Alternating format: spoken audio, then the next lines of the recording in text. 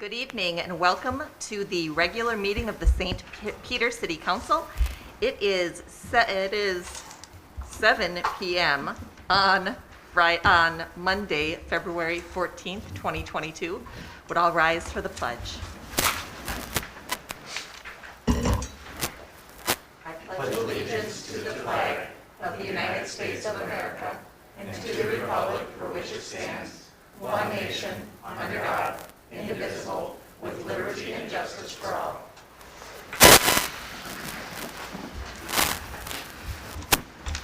Next up, approval of the agenda.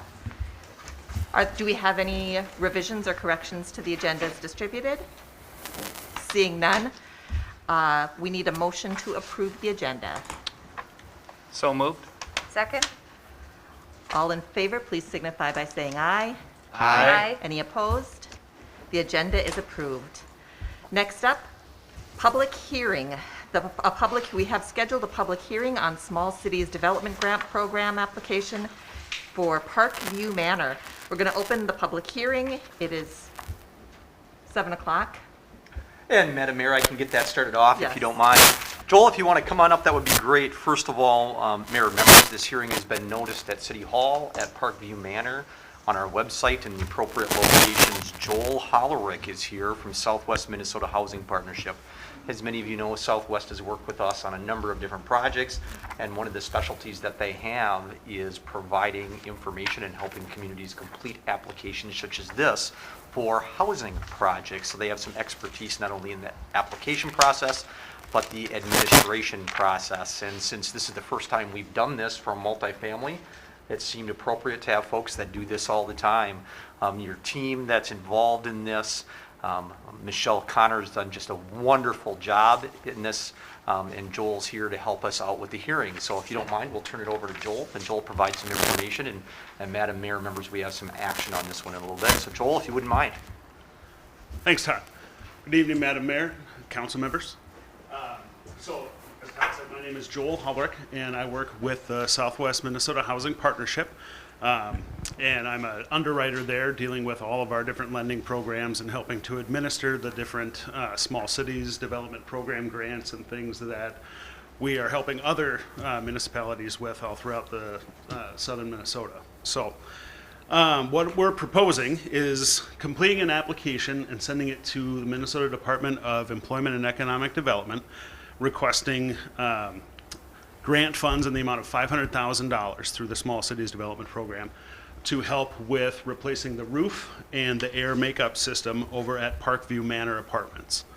The roof was last replaced after the tornado came through in '98, and now is in need of some repairs and replacement again to help prevent moisture leakage, and then also that air makeup system to help prevent further deterioration of the building and keep the air fresh for the residents. So what we do, as Todd was mentioning, is our mission is to partner with communities to develop places that people can call home.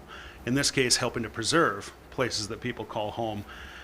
There's not a ton of rental vacancies in St. Peter, and so this helps keep these units available for people who need these places to live, and helps keep them in good quality so that people are proud of the place that they live and they don't have to worry about leaks coming in from the ceiling, and that the air is good and can help them rest and stuff like that. So the grant that we're asking for, like I said, is $500,000 from the state of Minnesota, and it is a 10-year forgivable loan. It's 0% interest, and 10% of that original principal balance is forgiven every year for 10 years. So as long as the city maintains their ownership of it, then after 10 years, the entire $500,000 is forgiven, and there's no repayment required. The Housing Redevelopment Authority has also said that they would contribute up to $250,000, all depending on how the costs end up coming in. That is coming out of cash on hand, and so there won't be any financing on that portion of it. But the first $500,000 will come from that state money, and then where the project goes over that is where the HRA will kick in. To help with administering that, a lot of that is going to be done by myself, and then a fantastic team that I work with. Jesse Schott, our construction manager, will be helping to supervise the work, make sure it's getting done to the quality standards that the residents and the city expects. We'll also be verifying labor standards are met, that a fair wage is being paid to everybody who's working on the project, and monitoring all that kind of stuff.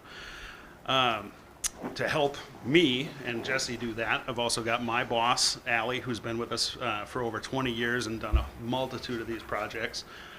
Barb Kirshner, who works with Jesse in the construction area.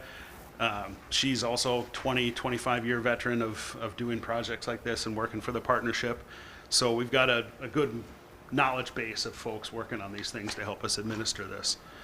Upon approval of the application, which usually takes till about June, last year they were a little delayed, but typically it's June, then the state will notify us that the grant was awarded. Then we have a bunch of administrative things that we need to take care of, environmental clearances, historic clearances, things like that, noise abatements, if that's, studying where the noise comes from in the town, things like that. So that'll take us probably a couple of months to finish up that piece of it. And then we can request the funds officially from the state once they review all that documentation. And then we can finally get to work on it, hopefully in the fall. So it's a maximum of a 2-year program. We don't expect the work to take that long. My understanding is that Todd's already secured one bid for the project. So I think you've got somebody lined up to do the work. So that's kind of my summary of the project and what we're looking at doing. Are there any questions from the council or comments from the council? Thank you. We would usually take those questions and comments up under our new business agenda item A. Is that correct, Todd? Yep, I can add a little bit more context. As members may remember, in late November, early December of last year, the council provided a letter of support for the application. So we have completed the pre-application process. And part of the process then is that the Small Cities Development Grant team looks through all those applications and then invites preferred few to apply. So we have been asked to make a full application, so we feel really good about that and the chances that we have of seeing funding. The reason for the hearing is to allow the public to comment on any aspect that they are aware of the project or concerns about whether the project should be maintained or not. And so that's the reason for the public hearing. So we can let Joel go for now, and then if there's anyone else from the public that would like to comment on this, it's a great time for that to occur. Thank you, Todd. Are there any members of the public here today who want to comment? Seeing none, we will close the public hearing at 7:07 p.m. and we'll move on to our next agenda item, which is approval of the minutes. Thanks, Joel. We'll talk to you in a little bit. Thank you, Madam Mayor. The minutes appear on pages 6 through 10 of the agenda. Are there any revisions or corrections to the minutes as presented? Seeing none, is there a motion to approve? So move. Second. All those in favor signify by saying aye. Aye. Any opposed? The minutes are approved as distributed. On the agenda, next up, we will address visitors. First, are there any visitors who would like to make a comment on any agenda item? Seeing none. Any general visitor comments? Individuals who'd like to address the council on any item whatsoever? Seeing none. Approval of the consent agenda items is next up. The consent agenda is on page 1 through 32 with the resolution on page 33. The resolution approving consent agenda items includes the following employee appointment: Travis Sandland, Police Patrol Officer, at a wage of $40.30 an hour. The following temporary licenses are approved subject to payment of licensing fees in compliance with city code regulations. A temporary on-sale liquor license for the St. Peter Booster Club and another for Pheasants Forever. A temporary gambling permit for the St. Peter Ambassadors and another for Pheasants Forever for events whose dates are listed in the packet. And the schedule of disbursements for January 20th through February 9th, 2022. Are there any questions or comments on the consent agenda? Brad? Just a question on the appointment of the patrol officer. How does this put us for staffing? Is this our last one, or do we have one more opening on the police department? So if you approve this evening, you will still have one more opening in the patrol officer under that job Okay. title. Thank you. You bet. Carrie? A follow-up to that, Todd. So when we hire or fill our last position, will that be the time when we'll have two SROs or school resource officers in circulation with the school district, or can that happen with this hire? It would likely not happen with this hire, nor would it happen exactly at this time of your second hire. It depends a little bit when somebody gets through their field training. Once they get through their field training, that's when the second SRO will really start with the school district. About We how ex- long is the field training? It depends, but generally it can be anywhere from 3 to 12 weeks. But it depends on frankly, the experience level that officers bring. Even though they might be really experienced in another community, it's getting familiar with our community and the map and the ebb and flow and who's who and where's what.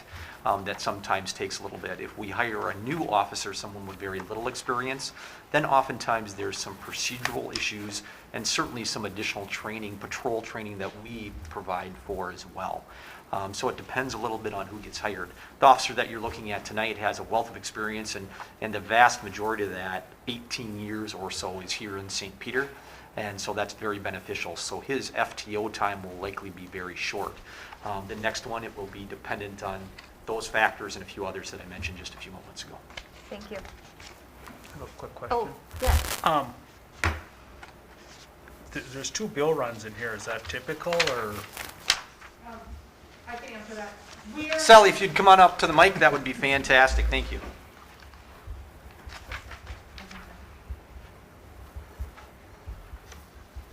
at this time of the year, we do one for last year, the carryover of bills, and then there's one for 2022. So there's 2 bill runs, one for 2021 and one for 2022. You'll see one more run like that for the next council packet, and then we'll be all into 2022. Thank you. Mm-hmm. Thank you. Thanks, Sally. Any other questions? Seeing none, I'll take a motion to approve the consent agenda. So move. Second? Call the roll, please, Barb. Councilmember DeVos, Aye. Mayor Noel, Aye. Councilmember Johnson, Aye. Councilmember Pettis, Aye. Councilmember Ramp, Aye. Councilmember Sharstrom. Aye. The consent agenda is approved. Next up, we have unfinished business, and there are no items of unfinished business, so we'll move on to new business. The first agenda item under new business, the adoption of a resolution in support of a small cities development program project improvement of Parkview Manor at 1010 South 4th Street. So, Mayor and members, you had a hearing on this earlier. Joel Hollerick was here to describe some of the activities of Southwest Minnesota Development or Housing Partnership along with Parkview Manor, Michelle and her team. Certainly would stand to any questions that you have, but the resolution is included on page 37. And really what you're doing here is allowing for the submission and directing that the mayor and city administrator can sign all the documents related to that. Again, that's on page 37. It also allows us to enter any agreements should you be awarded. And so please keep your fingers crossed if you approve the resolution. This is an important issue for Parkview Manor. any questions for Todd or Joel? Carrie? I'm feeling optimistic. We are And too, yeah. Very much in support of this resolution. It's in the memo, but can you speak to what Plan B is if we do not receive the grant? So really, we have a couple of different opportunities, but the one that I describe within the body of the memo on page 35 talks about the potential to issue a specific kind of debt relative to this to be able to finance any improvements. And so there are opportunities. However, that will cost a lot more money than a forgivable grant, and so we're certainly pursuing the forgivable grant. And as we've mentioned, we feel good about our chances. This really clearly meets defined housing needs within our community.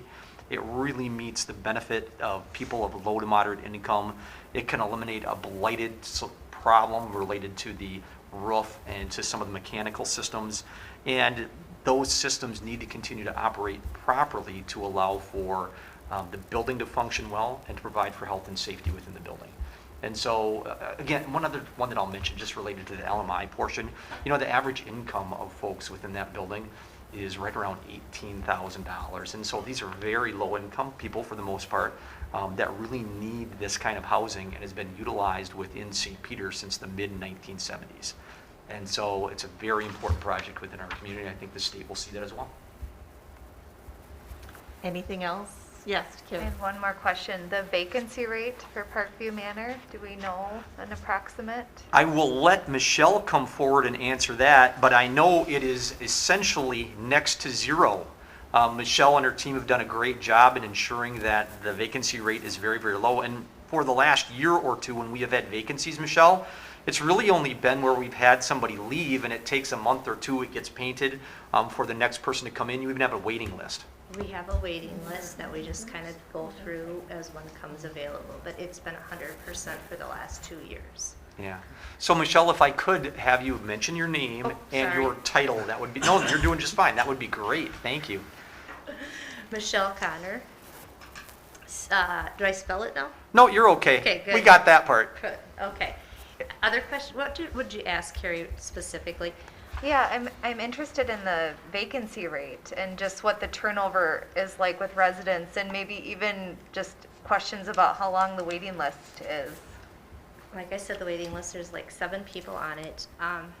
It's hard to say when the turnover happens. Unfortunately, it takes something tragic. They go to the nursing home, death, something like that. So I can't really say what the turnover rate is. I have a resident that's been there since 1986. He moved in. So they're there until they can't usually take care of themselves. And Michelle, your title there is? Executive director, Thank you. Michelle's done a great job. Michelle, you've been with Parkview for how long now? 2 years. All right. I have one more follow-up question, and I promise No. I'm done. I was curious as I was reading through the memo, who takes care of the maintenance for the building, and who's kind of kept the maintenance alive up to this point where it needs to be replaced? We have a maintenance person on staff. So we've had a couple turnovers with that, but we have a young gentleman now that is on staff full-time, helping us with that. Very good. This is one of those areas that pre-COVID, the council was able to get to a few events there and really see the facility, but since COVID, since the pandemic, that's been a challenge. But once we get in the clear, you can expect that you'll be invited to attend some events, or there'll be a tour as a part of a city council tour to really get to know the facility a little bit more. We missed the 50th anniversary. Yeah. Daryl. Whenever we visit for the fire department, they always have goodies for us too. We look forward to that. They always come through with that. Perfect. Yeah, Any well, other- I look forward to a chance to get there as a council and look around. It certainly serves an important role in our community, so thank you very much, Michelle. Absolutely. Thank you. Madam Mayor, the resolution is on page 37. All right, the resolution in support of Small Cities Development Program for improvement of Parkview Manor at 1010 South 4th Street. Is there a motion to approve? So moved. Is it- Second? Second. Call the roll, please, Barb. Mayor Noel, Aye. Councilmember Johnson, Aye. Councilmember Pettis, Yes. Councilmember Rank, Aye. Councilmember Sharpston, Aye. Councilmember DeVos. Aye. The resolution passes. Next up, adoption of a resolution approving an increase to the annual service benefit amount for Fire Relief Association members. That begins on page 38. Mayor and members, there's information included in your packet. As you know, you had a discussion with the Fire Relief Association, including its treasurer, at your last workshop. I'm not sure if the treasurer has any planned comments for tonight. He doesn't, and it's appropriate in this instance that he not vote on this issue, but I'm happy to walk you through it. There's some fantastic information in the body of the packet, and you had a great opportunity to ask questions as a part of the workshop. This, if you approve what's proposed within your packet, this would change the per service year allowance from $3,500 to $3,900 per service year. There's one change that I would like to make or would suggest making as a part of the resolution, That's included on page, pardon me, I got to catch up with myself here just a little bit. Page 51. Thank you very much. On page 51, and I'd like to modify the first whereas to stop at benefit, a period after benefit. So that first whereas would read, whereas the City of St. Peter Fire Relief Association has sufficient solvency to provide members with an increase in the lump sum pension benefit, and whereas the City Council is required, we'll move on to the next one. I guess it wouldn't be a period, it would be a semicolon. If I could, just to provide a little bit of history for people that might be watching on TV or a little bit of background, the Fire Relief Association is a separate 501c3 organization that provides for retirement for volunteer firefighters within St. Peter. Its primary source of funding relates to a 2% tax that's charged against structural, or what some people call fire insurance, on homes and businesses within our community. That money is taken in by the state and redistributed to communities like St. Peter. And then it's required to be provided to fire relief associations. The Relief Association has done just really an excellent job related to their investments, and so they're able to support quite comfortably a change in the per service year retirement amount from that $3,500 to $3,900. The reason that it comes before the City Council is because as a City Council, you have a fiduciary responsibility not only to this organization, but to the tax base within St. Peter. And should there be a time, which they are nowhere near close to, but should there be a time where they're not able to provide enough resources to meet the retirement requirements, the city would be required to provide some additional funds. Now, we haven't provided, from a city perspective or a tax-based perspective, have not provided additional funds to this group since probably 2009 or 2010, something like that. So that's been a number of years. At your workshop, you went through a number of different risk scenarios related to at what level can it be supported, and this is well within the level of support based on the finances that they have in place currently.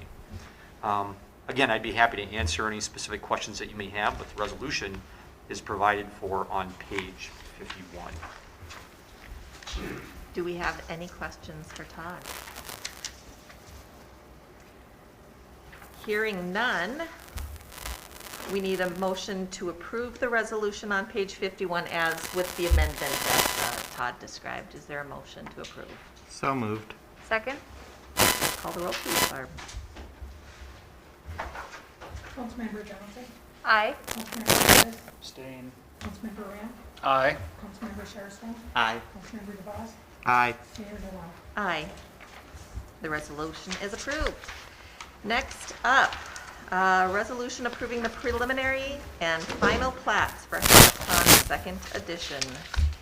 Russ is here. Hi. Hi, Madam Mayor, members of the City Council, you are asked to consider the preliminary and final plat of Hallet Pond Second Edition. The land subject to the plat would be the 5.42 acres of vacant land that is west of Old Minnesota Avenue, south of St. Julian Street, and north of Hy-Vee. It's a total of about 5.42 acres. The property in question, when the original Hallett's Pond plat was filed, was indicated as Outlot B. So it was not developable until such time as it would be subject to a plat, which is tonight. The 2012 plat of Hallett's Pond showed the potential lots and vehicular accesses. And then subsequent to that, in 2015, the city filed and recorded right-of-way plat number 3. That was recorded at such time as it was decided that there would be a roundabout constructed at Old Minnesota and St. Julian. And on the diagram on the slide, you can kind of see the ghost of the roundabout that's put in there. All of the land necessary for the roundabout has been acquired. So the roundabout plat also then identified the future accesses from the north of this property to St. Julian Street, which would be approximately 100 feet east of the pedestrian trail that would go around Hallett's Pond. Also, it does show a platted access off of St. Julian, off the northern portion of that property.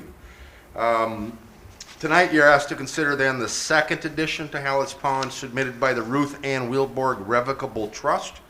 On page 55, you can see a copy of the preliminary plat, and it identifies the creation of Lot 1, Block 1 of Hallett's Pond Second Edition. That lot that would be created would be 1.94 acres of land would have frontage on not St. Julian, on Old Minnesota rather, of 272.16 feet, which meets the minimum requirement. And then it would have vehicular access aligned with Brown Street, which is on the east side of Old Minnesota Avenue. The balance of the property then north of Lot 1, Block 1 would once again then be platted as an outlot. And again, prior to its development would be subject to this platting process to create the appropriate lot and block. Planning Commission held a public hearing on the matter at their regular meeting on the 3rd of February. No one made any type of verbal comments at the public hearing. We did receive written correspondence from Ms. Trudy Olmanson, who lives in the residential property just west of the pedestrian trail to Hallett's Pond. Her queries were mostly related to setbacks and to light pollution, as she would refer to it. I will note then the setback for structures in parking is 50 feet from the ordinary high water mark of Hallett's Pond.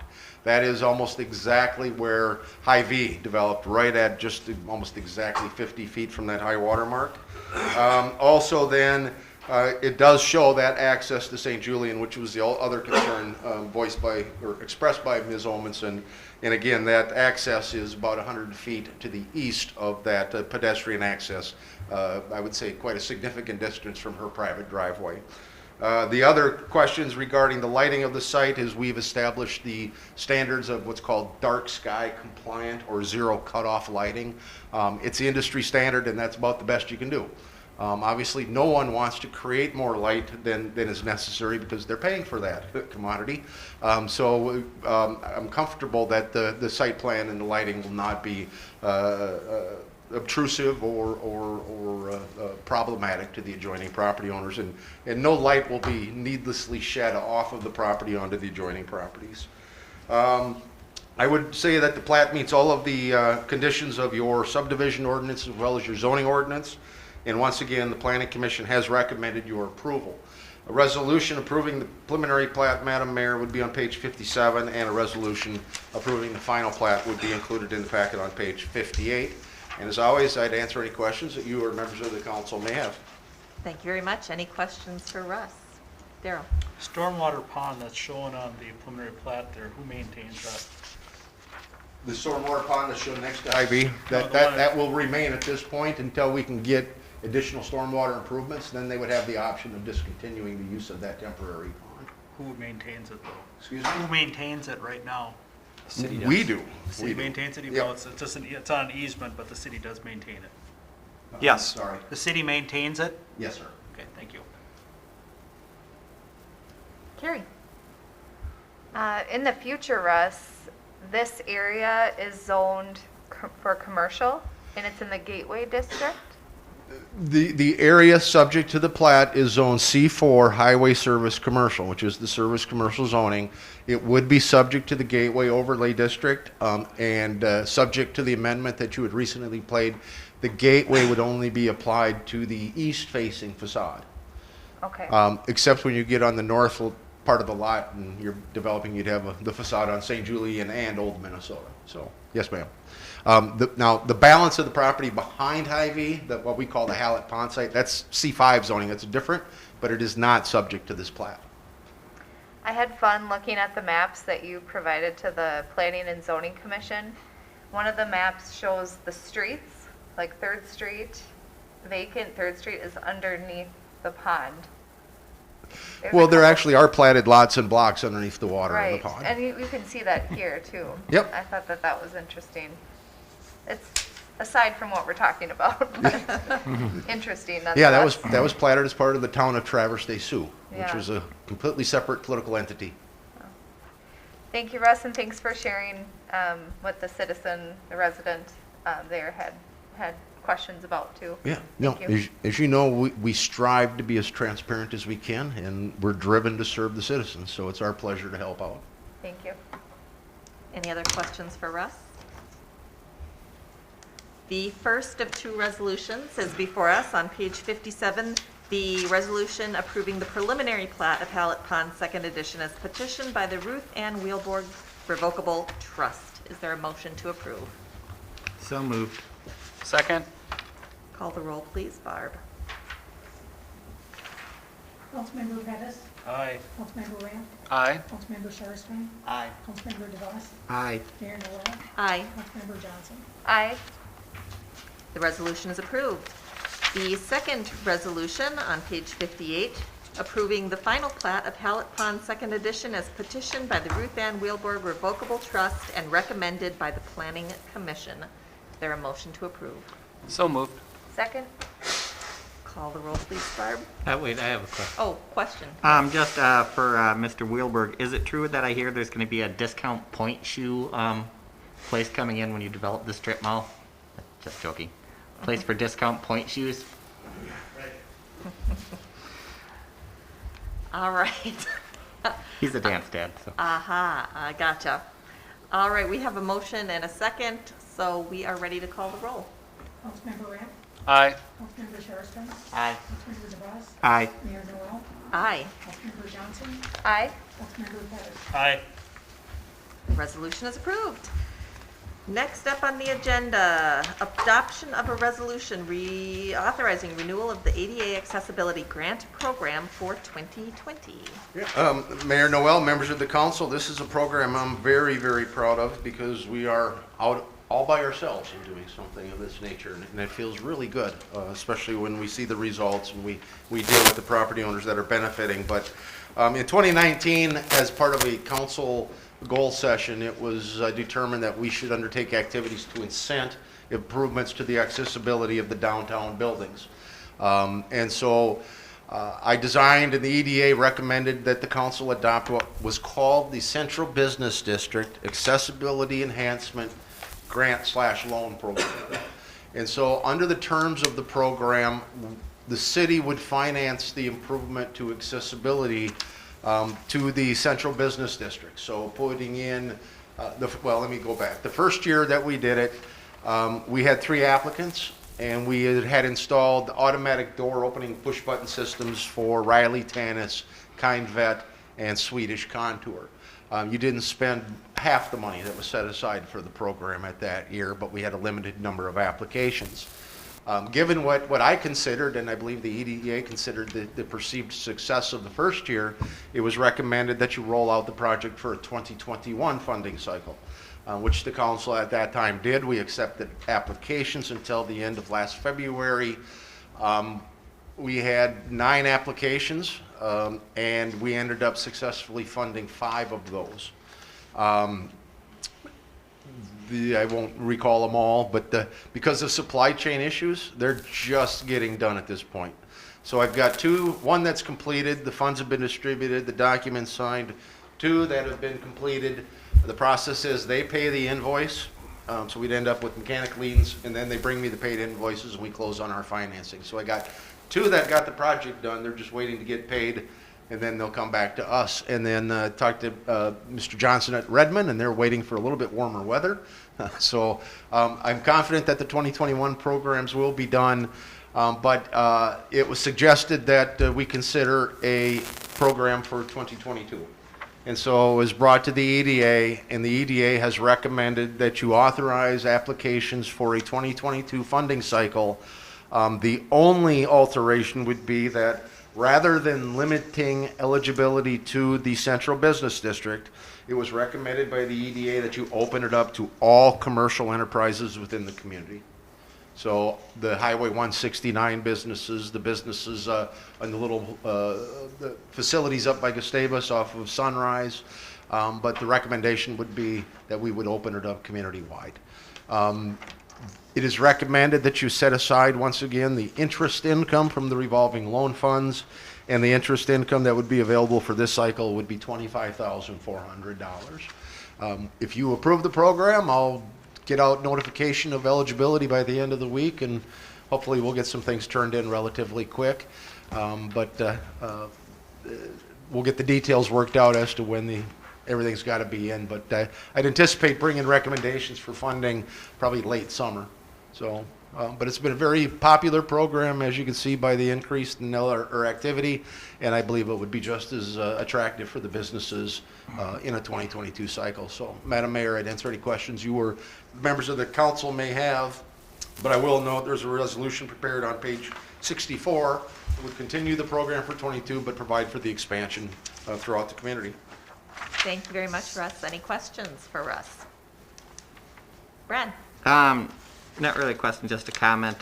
So I'm in favor of this, but I would encourage when the committee who makes the decisions to look at it, perhaps come back to the council with a recommendation at a funding level of similar to last year. Obviously, our funding is going down with our interest collections going down. So just, I think it's an excellent program, and I think it is worthwhile. So just from a request perspective is potentially look and see what opportunities are out there for beyond the $25,000. So Any other questions?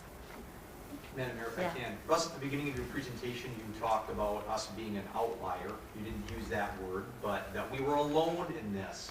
What do you mean by we're alone in this? I'm not aware of any other community that provides financial assistance as a design program to provide accessibility improvements to businesses. And this was actually driven by the city council in 2019. So I feel that they should be commended, and I think that the program's been again very successful, and it's got tangible results also. And when you hear people like the Shelley McCabe at the Foot and Ankle Clinic, she was the first one that we got done from last year's round, and she is thrilled, and certainly you can imagine with some of her ambulatory challenged patrons that they are greatly appreciable. So I asked her if she'd kindly let people know the city was a big partner in that, and she said she'd like to put up a plaque if we'd give her one. So, but Shelley's thrilled, so, and I'm happy for her and for her customers. So, Carrie? To speak to that, Russ, I think also commending the Holtz study, the study that Eileen Holtz did. I remember seeing that you provided the study when I sat on the EDA in 2019, and it was just really eye-opening. So in the study, one of our residents went around to all the businesses to kind of assess the accessibility and some improvements that those businesses could make, even really minor improvements like putting up a sign that says, we have a doorbell, or if you go around the back, we have a accessible doorway. So I think just commending her as well in her work to kind of move the needle with this for us at the city too. yeah, it was a 2011 study that was done, and I was surprised by how much handicapped accessibility there had been. So, but it did show that there were select areas that certainly needed some attention. So. Right. Any other questions or comments? Well, the resolution on page 64, reauthorizing Central Business District Accessibility Improvement Grant Program in 2022. Is there a motion to approve? So moved. Second. Call the roll, please, Barb. Councilmember Sherrstrom, Aye. Councilmember DeBoss, Aye. Mayor Noel, Aye. Councilmember Johnson, Aye. Councilmember Pettis, Aye. Councilmember Ramp. Aye. The resolution is approved. Thanks very much, Russ. Thanks, Russ. Thanks, Nicely Russ. done. Thank you, Russ. Next up, we have a resolution calling for an executive session. Madam Mayor, members, that resolution is on page 65. Minnesota statute allows for you to have a closed session to consider strategy for labor negotiations. And so it's my request that you close your meeting for that purpose. I do anticipate that we will come back into open session potentially for action and certainly for reports. The closed session will be about your utilities local unit. Mayor, members, the resolution's on page 65. The resolution on page 65 calling for a closed session. Is there a motion to approve? So moved. Second. Call the roll, please, Barb. Councilmember DeBoss, Aye. Mayor Noel, Aye. Councilmember Johnson, Aye. Councilmember Pettis, Aye. Councilmember Ramp, Aye. Councilmember Sherrstrom. Aye. The resolution is approved. We will adjourn to closed session. The time is 7:39, Monday, February 14th, 2022. We are returning to open session. It is 8:04 PM on Monday, February 14th, 2020. We're coming back into open session to consider the resolution approving a contract by and between the City of St. Peter and International Union of Operating Engineers, Local 70, AFL-CIO Utilities for calendar years 2020 and 2023. You have anything, Todd? Mayor and members, there's information that's been passed out to you in the form of a memo. It's numbered page 66. I'll go over 4 or 5 points related to contract. This would be a 2-year contract for the 2022 and 23 year. It's a wage increase across the board of 3% in each year, with the exception of electric linemen who would receive 3% plus $1 per hour in each year of the 2-year agreement. It increases on-call pay $25 in each year of the agreement and provides for technical changes and typos. This is slightly over the budget parameters that were set originally back last summer, to the tune of about $13,000 is my estimate across the multiple enterprise funds that are included here. Mayor and members, there's a resolution that's included on the back side of that memo, which is numbered page 67, and provides for approval and for the mayor and the city administrator to enter into the agreement. I'd be happy to answer any questions that you might have. Any questions for Todd? Seeing none, I'll take a motion to approve the agenda on page 67. So move. Second. Call the roll, please, Barb. Mayor Noel. Aye. Councilmember Johnson. Aye. Councilmember Pettis. Aye. Councilmember Ramp. Aye. Councilmember Sharpstra. Aye. Councilmember DeVos. Aye. The resolution is approved. Next on our agenda, reports. And I guess I'm up first. Just wanted to extend my thanks to the Fire Association, who is on the agenda today. I think that the pay increase is well deserved. They do an excellent job serving our community, and thank you for your service in that role, Daryl. Thank you. Yeah. That's it for me. Mayor members, I want to mention 2 things if I can. First of all, to provide opportunity for those of you that were able to attend the League of Minnesota Cities newly elected conference to say a few words. So maybe it's a little something about what you might have learned or what you found interesting or surprising or unique, and then whether it was a worthwhile expenditure of time and resources and your very valuable time and energy. So I'd turn it over to whoever wants to go first or not, I guess. Overall, I would say that both days were very beneficial. Each session provided different areas of information regarding open meeting law, use of social media, whether it be budgets or looking at other aspects of being a newly elected official. I took information away from the meeting and was able to use it right away. Fantastic. We want them to be enriching events since you're spending some time on it. For sure. I'll add a couple comments here. Ask your city attorney. When in doubt, ask your city attorney. So yeah, it was. We don't offer. We offer basic legal services throughout League of Minnesota Cities. We have attorneys on staff, but your city attorney is your expert. Ask your city attorney. A lot on social media. Mm-hmm. Be really, really careful with your social media feeds. There's a lot of untested gray areas out there. If you have a personal page, a personal Facebook page or something like that, if you correspond about city, anything dealing with the city on it, you really shouldn't block comments on it because you are in some way violating the First Amendment for free speech. People have the right to express their opinions. So a lot of unknowns on social media, a lot of kinds of unknowns on data practices too. Open meeting laws, try not to congregate. If you do have more than 4 of us in one area, try not to congregate together. Try to keep yourself separate. And if you are in a near proximity any kind of city business is off limits. You don't discuss city business. You can discuss it one-on-one or something like that, but anytime there's before, basically, it's an open meeting. So watch your open meeting laws too. A little bit on the upcoming session, not a whole lot on that, but it was it was fun to do. I have a long background with Dave Ungmach, the executive director. He was a county administrator for the county next to me for many years, so I got to know him pretty well through work 20-some years ago. So it was kind of fun to see him again, and actually ran into a couple acquaintances from my past work areas that are on city councils and mayors and things like that. So it was well worth it. Nice venue. Some good social time afterwards. Able to sit down and talk with some people that got to know, and it was a good time. It's well worth the time. I would encourage anybody else to go attend.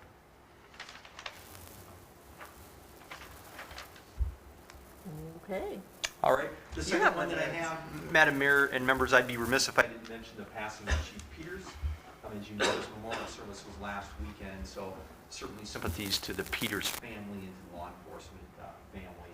We're very close in our area overall, so our deepest sympathies to them. And with that, Madam Mayor, that's the last report that I have for you this evening. Anybody else have anything that they want to share? In that case, I'll take a motion to adjourn. So moved. Second. All those in favor signify by saying aye. Aye. Any opposed? We are adjourned. Thank you, everyone. I gotta run back to family fresh and see if there's any flowers left. Well, we're on the plane at Wednesday. I think we're going to. You might be better off going to a gas station. I've done, Yeah. I've done that in the past.